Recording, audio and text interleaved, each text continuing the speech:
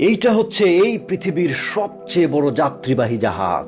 এর ভিতরের জায়গা নিয়ে যদি আমরা চিন্তা করি তাহলে সেই যে দানবীয় টাইটানিক যেটা 1912 সালে নর্থ আটলান্টিকে ডুবে গিয়েছিল, সেই টাইটানিকের চাইতেও প্রায় 5 গুণ বিশাল হচ্ছে যে এই জাহাজটা। এবং আমরা যদি যাত্রী ধারণ ক্ষমতা নিয়ে চিন্তা করি যে কি পরিমাণ যাত্রী এটার ভিতরে জায়গা নেবে, তাহলে টাইটানিকের চাইতেও প্রায় 3 গুণ বেশি পরিমাণ যাত্রী এই জাহাজের ভিতর জায়গা নেয়। এটা হচ্ছে এই পৃথিবীর সবচেয়ে বিখ্যাত বিশাল এবং লাক্সারিয়াস সেই the icon of the C.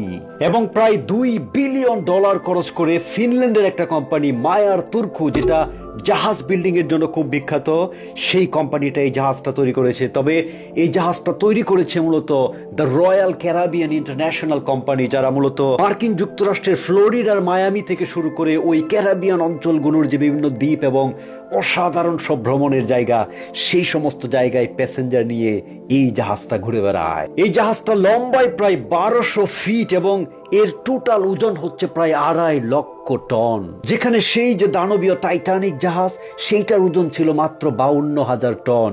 কিন্তু এই জাহাজটা হচ্ছে সেই টাইটানিকের চাইতে প্রায় 5 গুণ বেশি ওজন। সবচেয়ে মজার ব্যাপার হলো, টাইটানিক জাহাজটা যেখানে ছিল মাত্র 11 তলা বিল্ডিং এর সমান উঁচু, সেখানে এই the icon of the C, যেটা সেই রয়্যাল ক্যারিবিয়ান ইন্টারন্যাশনাল কোম্পানির আন্ডারে চলে, এটা প্রায় 18 তলা বিল্ডিং এর সমান উঁচু। এবং সবচেয়ে ভয়ানক ব্যাপার হলো, এই জাহাজটা চলতে গিয়ে পানির নিচে প্রায় 30 ফিট পর্যন্ত ডুবে থাকে এই জাহাজের।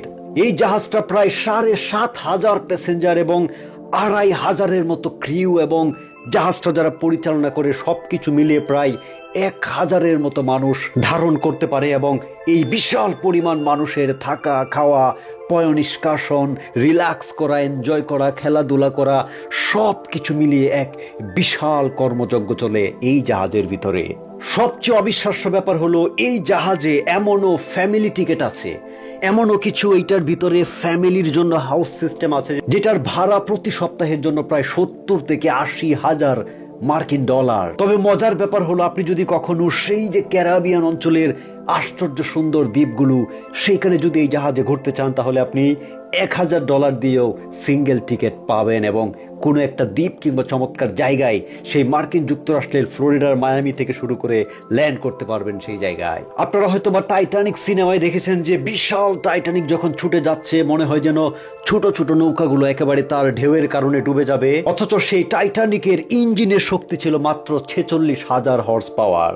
আর এই আইকন অফ দ্য সি গোটা ক্যারিবিয়ান সাগরের আশেপাশে দাপিয়ে বেড়ায় প্রায় 90,000 হর্স পাওয়ার ইঞ্জিনের শক্তি নিয়ে। শুধুমাত্র যাদের সামর্থ্য আছে তারাই যে জাহাজে ভ্রমণ করে তা নয়, এই জাহাজটা যখন কোনো বিশাল আইল্যান্ডের কাছে গিয়ে নোঙর করে, তখন হাজার হাজার মানুষ দূর থেকে এটাকে দেখার জন্য ছুটে আসে সেই সাগরের তীরে। এবং রাতের বেলায় আপনি যদি কখনো এই আইকন অফ দ্য সি জাহাজটাকে দূর থেকে দেখেন, আপনার মনে হবে যেন এক টুকরো সিঙ্গাপুর কিংবা এক টুকরো আধুনিক শহর ভেসে যাচ্ছে গোটা অন্ধকারময় সমুদ্রের ভিতর দিয়ে।